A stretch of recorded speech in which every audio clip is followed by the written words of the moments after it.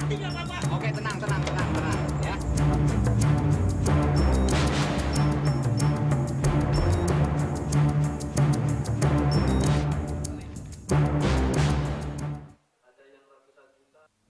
Lapas atau sarang narkoba dengan tanda tanya, itulah tema yang akan kita bahas pada pagi hari ini bersama Kepala Bagian Humas Badan Narkotika Nasional atau BNN, Kombes Pol Slamet Pribadi.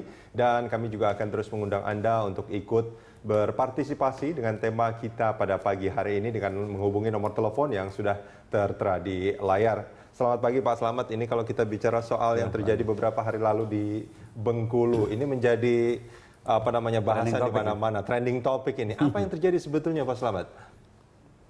Yang terjadi adalah kita menghadapi orang-orang yang kecanduan narkotika, menghadapi orang-orang yang bermasalah dengan narkotika.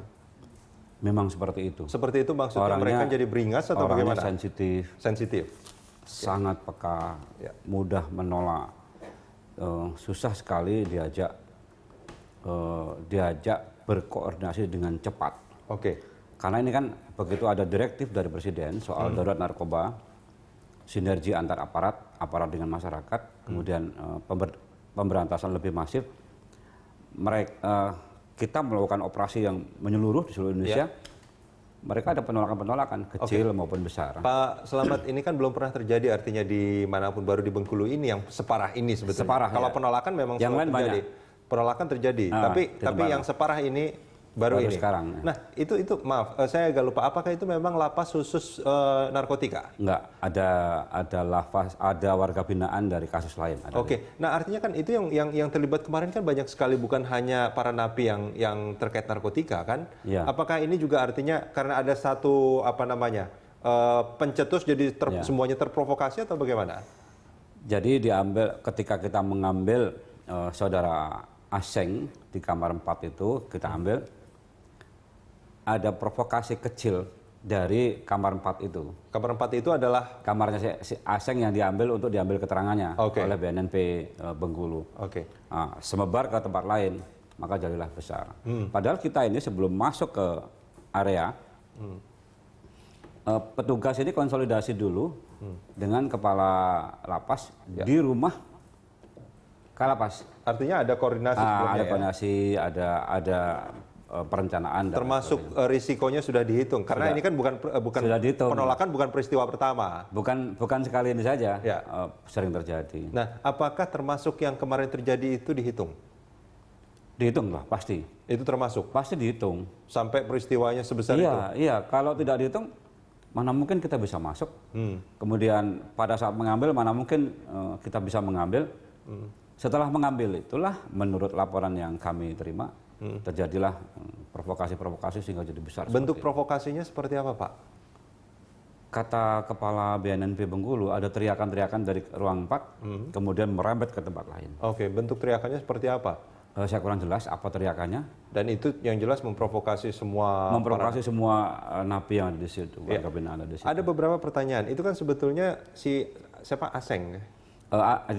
Aseng itu diambil di lapas itu berdasarkan keterangan dari orang lain. Ya. Jadi BB tidak di situ. Oke. Ya, ada di luar keterangan lain yang sudah kita periksa, kita ambil, kemudian mengarah ke Aseng yang ada di Aseng situ. itu sebagai siapa dugaannya? Dianggap sebagai pengendali. Peredaran gelap narkotika. Artinya dia orang yang sangat berkuasa untuk memproduksi mengendalikan. Ya, artinya dia yang produksi ini kirim ke sana seperti itu kan, seperti ya, bagaimana? Semacam fasilitator gitu ya. Fasilitator, kamu ambil di sana, dia mengendalikan aja dari situ. Dia mengendalikan. Bagaimana bisa? Ya, saya kurang tahu. Mungkin bisa lewat kunjungan atau mungkin lewat HP. Juga bisa terjadi itu. Iya. Dan nah ini kalau kita melihat provokasi itu bisa dilakukan dari kamar nomor 4 itu. Kamar 4 ya. Kamar 4 itu semuanya adalah napi narkotika atau bagaimana, Pak? Belum saya dalami soal itu. Apakah semua di situ narkotika semua atau tidak? Saya belum mendapatkan informasi itu. Artinya gini, para napi ini sebetulnya keadaan lapas Bengkulu, lapas di mana-mana memang biasanya kecenderungannya sangat sudah kurang manusiawi gitu. Penuh, ya. Dan artinya sangat mudah sekali tersulut seperti itu mungkin kondisinya ya Pak ya. Tadi saya dapat informasi dari Pak Akbar Hadi, over kapasitas di ruangan itu, Iya. sehingga mungkin mereka tertekan secara Iya. psikologis, Iya. kemudian dipengaruhi oleh orang-orang yang kecanduan narkotika, Iya. sehingga bisa memprovokasi secara sosial di situ. Ya, ya, dan ini memang butuh perhatian dari pemerintah pusat ya, dan juga DPR sebetulnya untuk memberikan anggaran lebih banyak lagi sebetulnya untuk. Saya dengar dari Pak Akbar juga Dirjen turun, Ya, Irjen dari Hukumham juga turun ke sana. ya. Nah, ini kalau kita melihat apa yang terjadi di Bengkulu ini bukan peristiwa yang pertama. Ya, Sebetulnya di mana saja BNN pernah melakukan upaya mungkin meminta keterangan atau menjemput paksa atau apapun lah istilahnya. atau tes urin. Atau tes urin dan ternyata memang betul orang-orang di dalam itu terlibat dengan peredaran narkoba atau bahkan penggunaan narkotika. BNN itu ketika Termasuk BNNP ya? ya BNNP ya termasuk saya kurang tahu kalau polisi juga sama saya kira karena Ya. prosedurnya sama. Prosedur kita ketika akan menangkap seseorang di dalam atau mengambil seseorang di dalam lapas itu untuk diambil keterangan atau ditangkap sekaligus misalnya itu ada prosedur penyelidikan. Ada yang 3 bulan, ada yang 6 bulan, bahkan ada yang 2 tahun. Oke. Kalau yang ini sekitar 2 bulanan lah ya. Oke. Kita pantau lingkungan jaringan dia sebelum mengambil dia sendiri. Oke. Itu sudah. Dan ternyata buktinya sangat kuat memang untuk mengambil orang ini kan? Ya. Setelah kita periksa, sekarang sudah kembali ke lapas lagi. Sudah dikembalikan ke lapas. Sudah dikembalikan lagi. Dan hasilnya memang buktinya sangat kuat. Iya, sangat kuat. Nah, ini selain di Bengkulu ini, di mana lagi sebetulnya yang pernah dilakukan sama BNN? Hampir seluruh Indonesia seperti Hampir itu. seluruh Indonesia dan semuanya menolak sebetulnya. Ada penolakan artinya. Ada penolakan kecil, mau tes urin juga ada penolakan. Ya begitulah kelakuan napi narkotika. Yang di luar saja orang-orang yang bebas Ya. tapi kecanduan itu sensitif, peka, mudah marah, mudah tersinggung. Apalagi kalau di dalam lapas di bawah tekanan over kapasitas tidur pun bergantian di situ. Oh. Masa ada kan orang tidur bergantian di situ. Ya.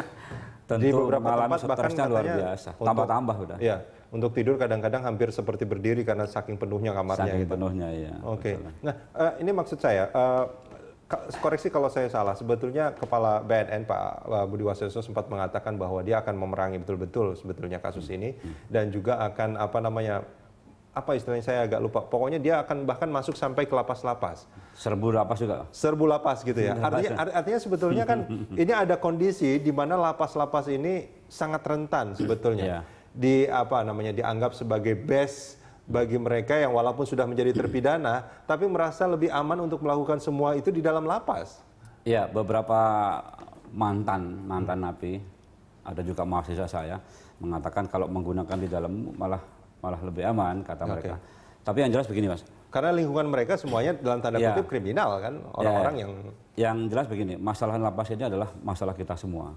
Dari hulu sampai ke hilir. Ya. Bagaimana sistem hukum, bagaimana implementasi hukum acara pidana yang positivisme bahwa apa yang tertera di dalam teks itu itulah yang dilaksanakan.